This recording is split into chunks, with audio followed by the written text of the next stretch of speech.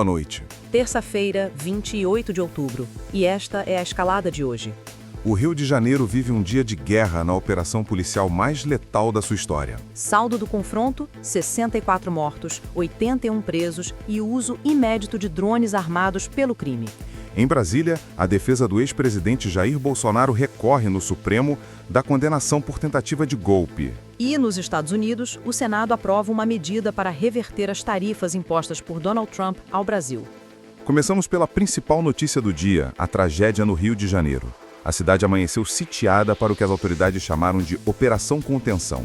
Enquanto o governo estadual anunciava uma resposta necessária ao narcoterrorismo, moradores dos complexos do Alemão e da Penha acordavam para um massacre. A operação transformou a Zona Norte em um cenário de guerra e paralisou a metrópole. A Operação Contenção foi resultado de mais de um ano de investigação da Delegacia de Repressão a Entorpecentes. Foi planejada por 60 dias como um esforço conjunto das polícias civil e militar. A escala foi monumental. Cerca de 2.500 agentes foram mobilizados, com o apoio de 32 veículos blindados, além de helicópteros e drones de monitoramento.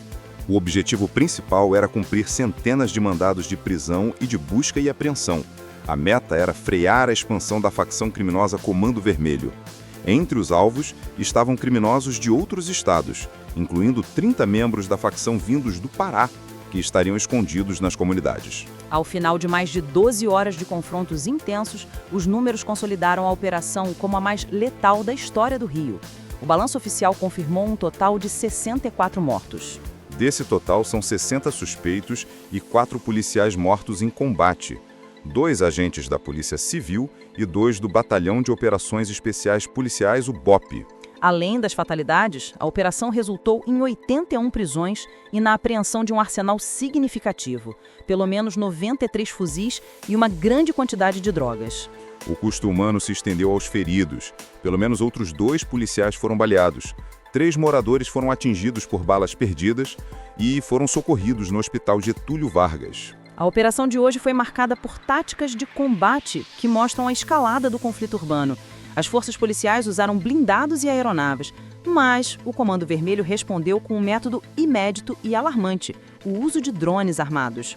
Imagens confirmadas pela polícia mostraram criminosos usando drones para lançar granadas e explosivos contra as equipes policiais. Em terra, a facção ergueu barricadas com veículos incendiados para dificultar o avanço das tropas, espalhando o caos pela cidade. A brutalidade do confronto transbordou os limites das comunidades. Uma onda de retaliação e pânico se espalhou por múltiplos bairros, gerando uma paralisia generalizada. O medo forçou o fechamento de escolas, unidades de saúde e alterou drasticamente a mobilidade urbana. O Centro de Operações Rio, o COR, elevou o município para o estágio 2 de atenção a 1h48 da tarde, indicando um risco concreto de ocorrências de alto impacto. O setor educacional foi um dos mais afetados. 46 escolas, entre municipais e estaduais, fecharam as portas. A Universidade Federal do Rio de Janeiro, a UFRJ, cancelou as aulas do período noturno por segurança. A mobilidade urbana entrou em colapso. Mais de 100 linhas de ônibus tiveram seus itinerários alterados ou suspensos. Os corredores Transbrasil e Transcarioca do BRT foram impactados. Vias expressas vitais como a Linha Amarela e a Avenida Brasil sofreram bloqueios. Criminosos sequestraram dezenas de veículos para usá-los como barricadas. A organização Rio Ônibus reportou que pelo menos 70 coletivos foram tomados.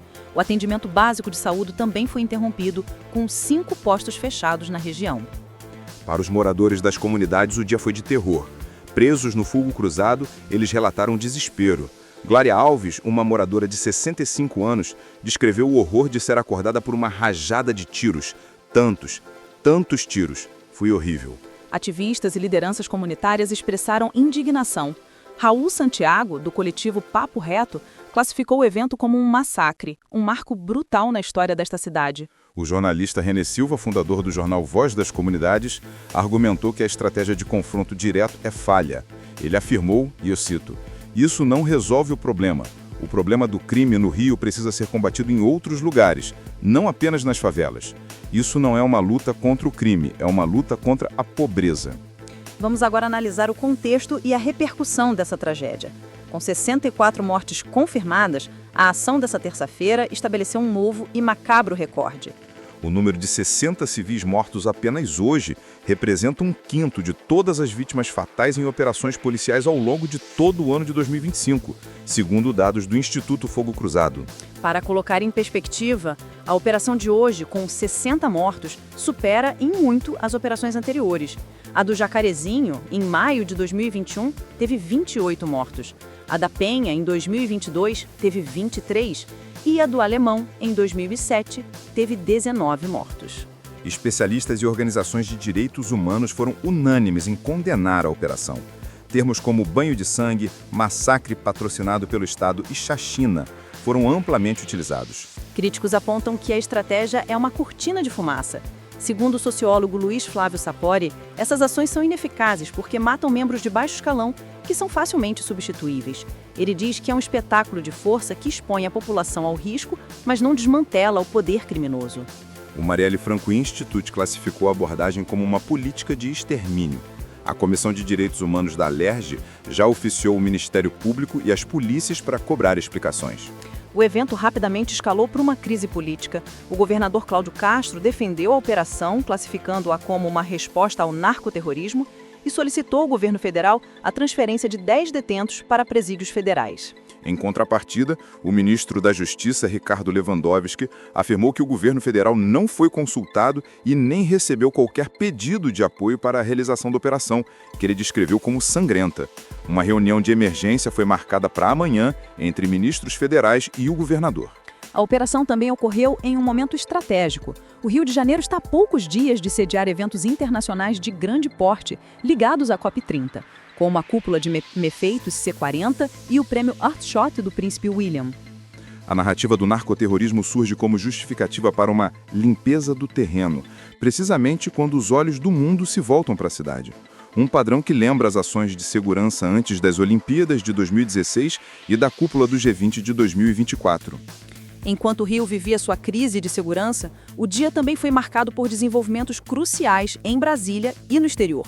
No Supremo Tribunal Federal, os advogados do ex-presidente Jair Bolsonaro protocolaram um recurso contra sua condenação a 27 anos de prisão por tentativa de golpe de Estado. No documento de 85 páginas, a defesa alega a existência de profundas injustiças na sentença. O STF deve analisar os recursos em novembro. E nos Estados Unidos, numa conexão direta com o caso de Bolsonaro, o Senado dos Estados Unidos aprovou uma legislação para reverter as tarifas impostas por Donald Trump ao Brasil. A votação teve placar de 52 a 48 e contou com o apoio de 5 senadores republicanos. As tarifas foram uma retaliação de Trump à condenação de seu aliado brasileiro, classificada pelo presidente americano como uma caça às bruxas. Apesar da aprovação no Senado, a medida provavelmente não avançará na Câmara dos Representantes, que é controlada pelos republicanos. O jornal fica por aqui. Convidamos você a continuar acompanhando a cobertura completa dos fatos de hoje e as atualizações amanhã. Tenha uma boa noite. Boa noite.